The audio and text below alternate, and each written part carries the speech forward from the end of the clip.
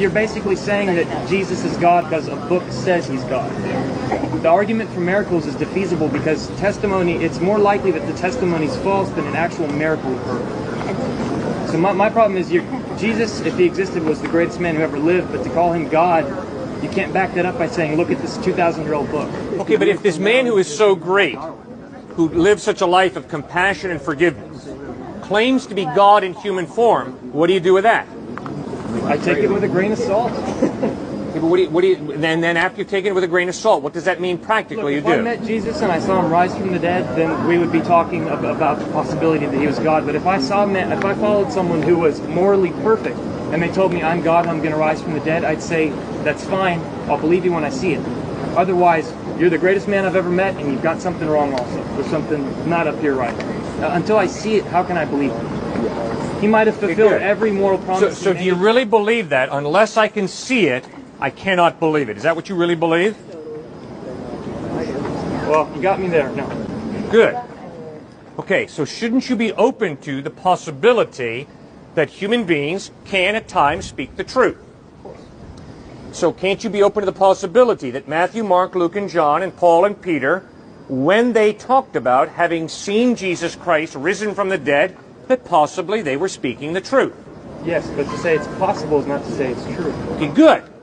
So then if it's possible that Matthew, Mark, Luke, John, Peter, James, Paul were speaking the truth when they insisted that Christ rose from the dead, don't you think it would be wise to go back and study their documents very carefully to ascertain whether they were lying or whether they were speaking the truth?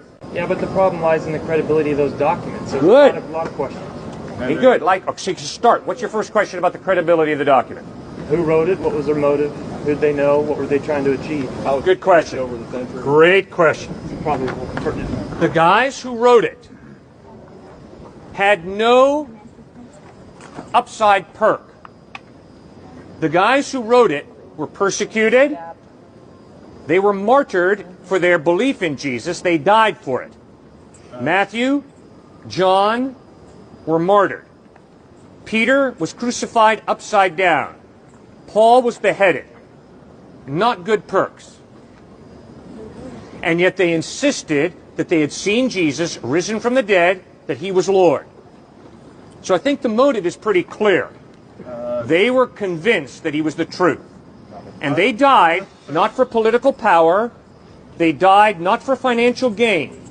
They died for the one they were convinced was reliable and true. And that's true, but so did Nazis for Hitler. Now here's the difference. The difference is the Nazis died for a philosophy.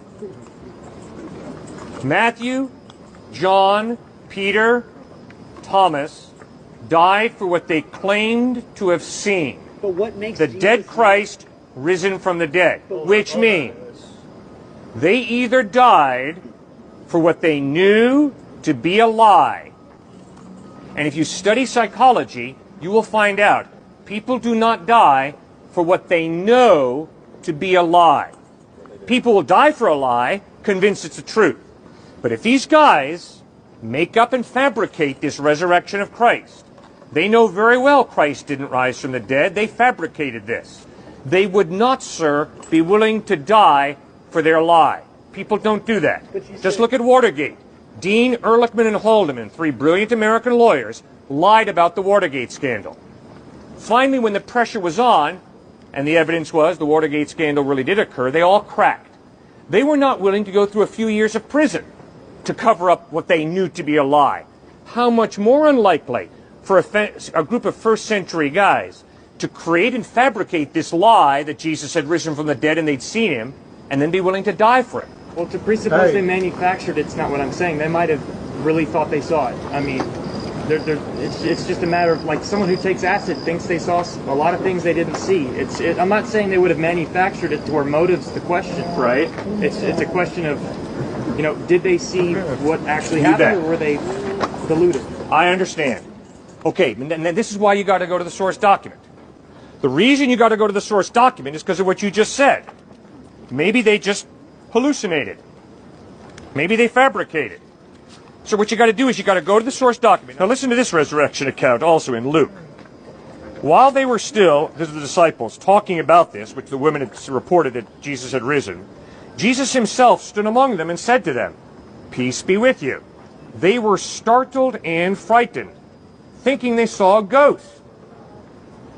They didn't conclude, "Oh, welcome back from the dead, Jesus." No, they thought they were hallucinating, just like you said. They thought this was a ghost of some type of apparition. He said to them, "Why are you troubled, and why do doubts rise in your minds? Look at my hands and my feet. It is I myself. Touch me and see. A ghost does not have flesh and bones, as you see I have." See, your question is very reasonable. It's exactly what the disciples questioned when they saw Jesus risen. Oh no, what was in our drink? Oh no, what's happening to us psychologically? And he deals with it and says, "Come on, guys, give me something to eat and drink. Come on, guys, grab hold of me and see. A spirit does not have flesh and bone the way you see I have."